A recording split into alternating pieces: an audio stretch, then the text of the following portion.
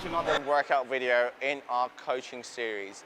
Today, you're joined by myself, Vikram Kodithoku. I am the developer for the content, the workout content for this series, and joined by me is Lanka, who is one of our national swimmers.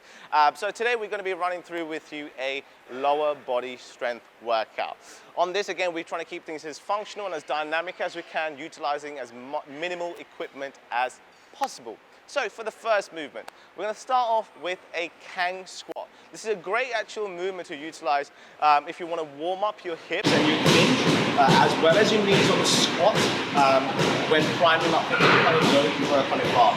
But we're going to use this as part of our primer as well as our initial warm-up set to build us into a nice lower body workout. So we're going to start off, you're going to need like a broomstick. You know what, take the stick out of that broom and then place it onto your back. So have the bar behind your neck to start with. The grip should be nice and narrow so you feel as much tension on the upper back once you're gripping onto that bar. So with the bar, the focus here is you want to make sure your feet are outside your hips with toes slightly open. Our first focus is to hinge through our hips. So you're going to soften the knees slightly and you're going to hinge forwards through those hips, making sure your chest is parallel to the ground. Once you're in this position, you're going to transition into a squat. Your chest comes up, your hips dip slow. Then you're going to invert back into that hinge and extend those hips through, squeezing those glutes to lock out into a nice strong position. So to show you from your side, I'm going to get Danica to rotate to one side. So from the side you can clearly see, first movement's a hinge. So he's going to hinge, bring that chest parallel to the ground. You can see his head is nice and neutral to that spine, hinging down with that bum. His chest gets pulled up as he squats. He's going to bring those hips nice and in line there. The chest comes up nice and tall. From here, he's going to invert back into that hinge and then extend the hips, squeeze the glutes at the very top end. So that is a Kang Squat. On that, we're going to go for 20 reps to begin. Next we have is a overhead reverse lunge. Now, normally what we utilize on overhead reverse lunge, we're going to have some loaded weights, some plates, or even a barbell. Today we're going to use the pull. So with the pull, we're going to have the overhead just outside your shoulders width. Make sure the bar is pushed up. So you want to feel your scaps reaching up. Bring those shoulder blades towards your ears, so your shoulders towards your ears. From here, when we're stepping back on the reverse lunge, we want to make sure you're stepping slightly outwards so you've got a nice foundation. Because if we step straight back, you're going to feel like you're on a tightrope. So Danica's making sure he's pushing the bar away from you, he's bracing the core nice and tight, and then he's going to go for a reverse lunge. Let's go. Great. So in this position, what we're looking for is a nice 90-degree positioning here, and activation through the glute on the standing leg. He's going to come up nice and tall, and then he's going to alternate the legs. So opposite side, just like that. You can see his body positioning. If you turn to the side, so you can see from the side again, his posture is nice and tall, straight, core is braced like so. From here, he's going to step back, nice big step, 90-degree on both knees, as you can see, stable, the bar still pushed away, he's going to come up nice and tall. And the opposite leg. On the front leg, you can see the weight's distributed evenly, and the back foot, you're on the balls of your feet and ease off there. So on this movement, again, we've got 20 alternating reps. We're going to conduct 4 sets in total with 60 seconds rest in between each round. Right guys, so we're moving on to part 2 of this workout today on our lower body session. We're going to start off with some front foot elevated split squats, and then we're going to superset that with some sissy squats. For the front foot elevated split squats, you're going to need either a step, a genuine like a stair step at home, anything that can give you a slight elevation. Half a foot to a foot is more than enough, nothing higher than that. So you're going to go to a nice split position, have your front foot, make sure your foot is fully on the platform, so your heel is in a flat contact position.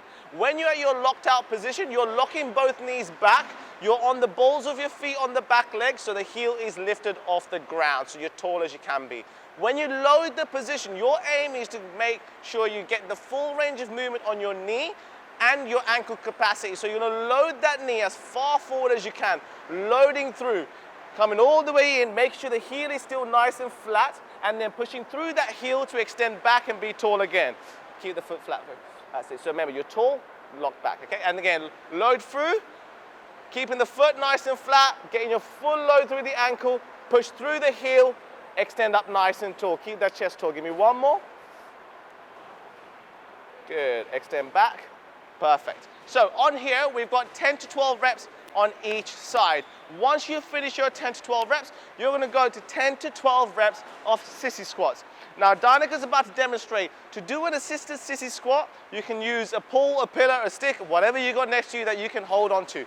So Dynika's going to use the pillar next to him. The first focus here is you're going to elevate the heels up, go onto your toes to make sure your contact point is on those toes. And once you're here, you're going to squeeze your glute, make sure your hip is fully extended. Once you're in that position, you're going to allow those knees to bend. Bring it as close to the ground or as to the ground as you can without bending those hips, and then push through the balls of your feet, coming up nice and tall. Remember, this is a quad dominant exercise. Just like your loaded positioning here, working that VMO, that's quad dominant, this is quad dominant. So again, heels up, bending through those knees, extension through the hips and squeezing the glutes.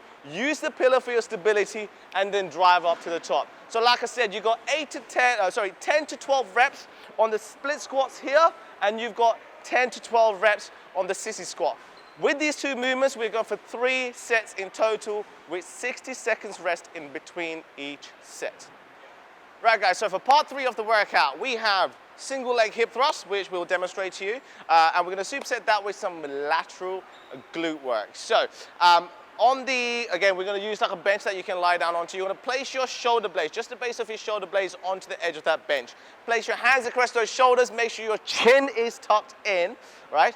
And what we're going to do is with those hands, because we're going for single leg, you're going to drive that knee up off the ground, you're going to give that knee a good old hug. Bring it against you. So the working leg is the one that's on the ground. So keeping that chin still tucked in, he's going to hinge down towards the ground.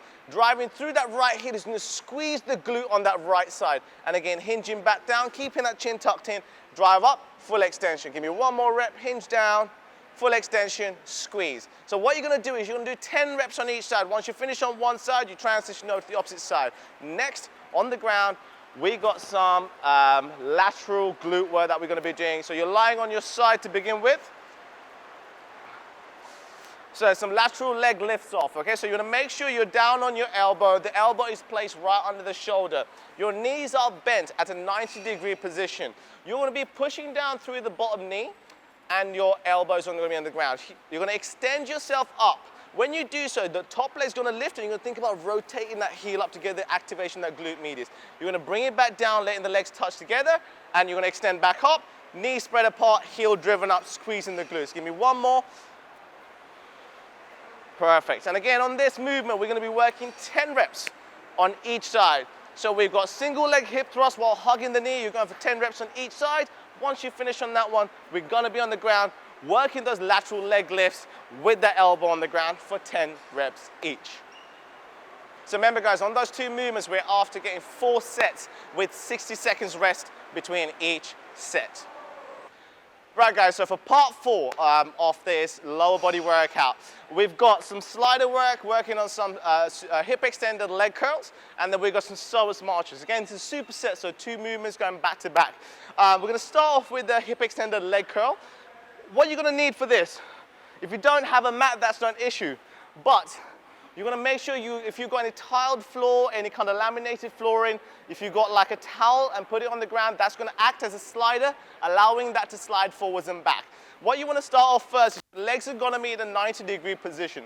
Once you're here, your hip is going to be fully extended. So the key thing during this movement is to never let this hip extension go into a flexion, okay? So keeping the tension on your glutes, you're allowing your legs to slide through with the heels being the main contact. The hips will drop slightly, and as you pull, the hips will lift back up. So you're never hinging through that hip. And you extend in, pull, and control back in. On this movement, we're going between 15 to 20 reps, depending on your own ability and what your strength is like. Now, if you're someone that struggles with this movement, I'm going to show you an alternative movement. So bring the legs in for me, dude. So on here, if you can't keep the hip extended, your bum's going to come slightly off the ground. The hip will stay slightly flexed. From here, you're going to extend the legs out, not to worry too much about the hips coming back up, and just bend through the knee and keeping that hip low, because you'll still get the same stimulus on the hamstring, just not the same on the glute as we showed on the progressive one. Once you've done your 15 to 20 on here, remember we were supersetting. We're going to go into a psoas march. So the psoas is a small muscle located deep in our core, but the psoas march, the benefit of it is, while you're doing the actual march itself on one point on a unilateral basis, one leg is working on stabilizing your entire posterior chain. You'll see what I mean. So you want to make sure your heels are towards the edge of the block and your body's nice and straight.